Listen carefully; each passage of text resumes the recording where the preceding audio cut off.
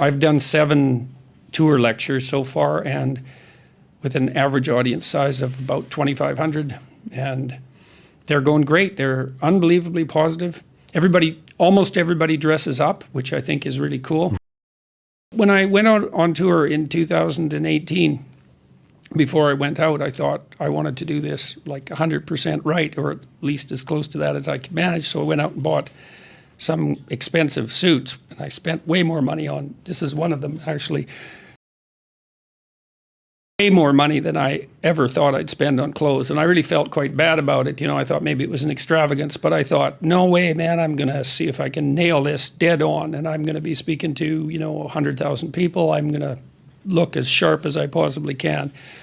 And one of the consequences of that has been that young men in particular come to the lecture tour dressed up in suits, 3-piece suits. Or the couples come and they're dressed up like they're coming to a wedding, so that's really something. And, our whole culture pushes the idea that teenage life, or even childhood for that matter, but teenage life is some sort of pinnacle. And then everybody dresses down, so they look, especially men, they look like overgrown 10-year-olds. And there's something extremely demeaning about that. And so to provide people with the opportunity to dress up in a classic manner and to look like adults, to present themselves in that manner, there's something very attractive about that, because we haven't done that in our culture. That's been, I would say, downplayed in importance or for certainly since the 1960s.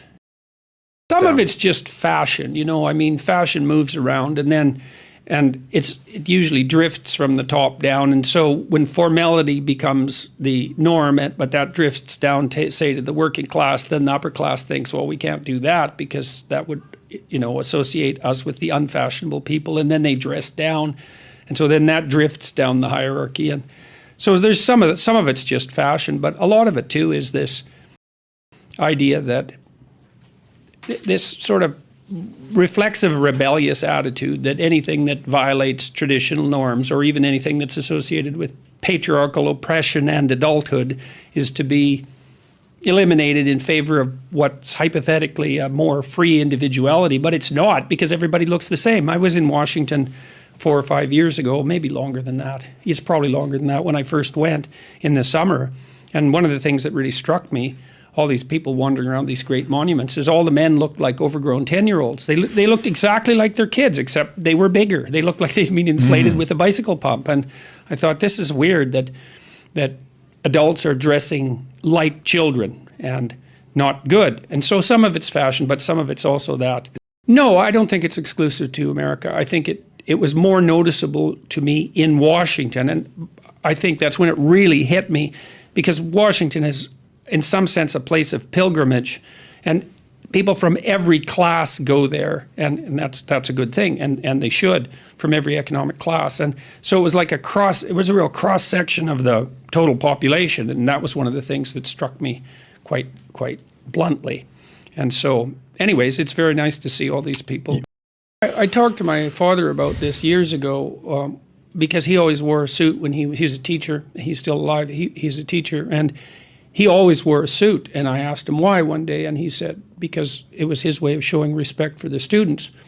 And I mean, I'm not saying that everyone who doesn't dress in a suit is being disrespectful, but there's something about outfitting yourself for the task at hand. And there's also something about attempting to put some effort into putting your best foot forward.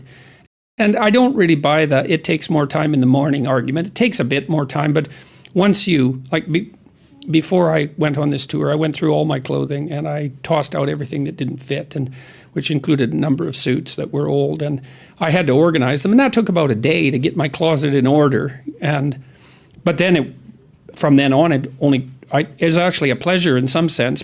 So I still did that for the tour because I had to figure out what I was going to wear. But I've had people help me make clothing decisions, let's say. Now it's often people who would like to make suits for me. So I have that as an advantage.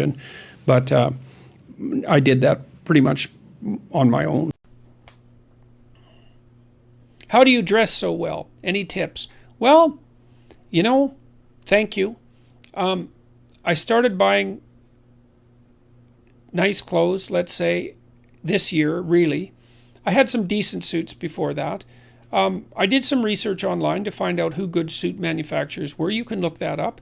But before this tour, I went and talked to a good tailor, expensive place. I felt terrible spending so much money on clothing.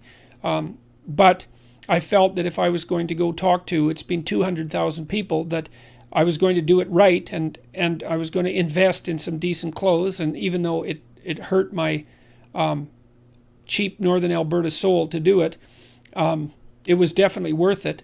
So you go talk to someone who knows what they're doing. Go talk to an actual tailor, and you can do some research online. There's lots of resources online that are devoted to helping men figure out how to dress. 3-piece suits look really good. I've got them tailored and fitted, so they're not bespoke suits. They're off the rack, but they've been tailored, and that makes a big difference. All the subtle things that tailors do, they tuck it in around the waist, they cut it to your body, all of those things help. It's really good to have a good pair of shoes, a couple of nice ties. I learned how to tie a full Windsor knot recently, and that actually helps. You don't want your tie to look too skinny. Lots of people have been dressing up to come to my talk, so it's nice to see a lot of young men come well-dressed, often in 3-piece suits, but not always. And it's really good to see them dressed like grown-ups. I think that's a real plus. I had a rule that I didn't write in 12 Rules, which was dress like the person you want to be.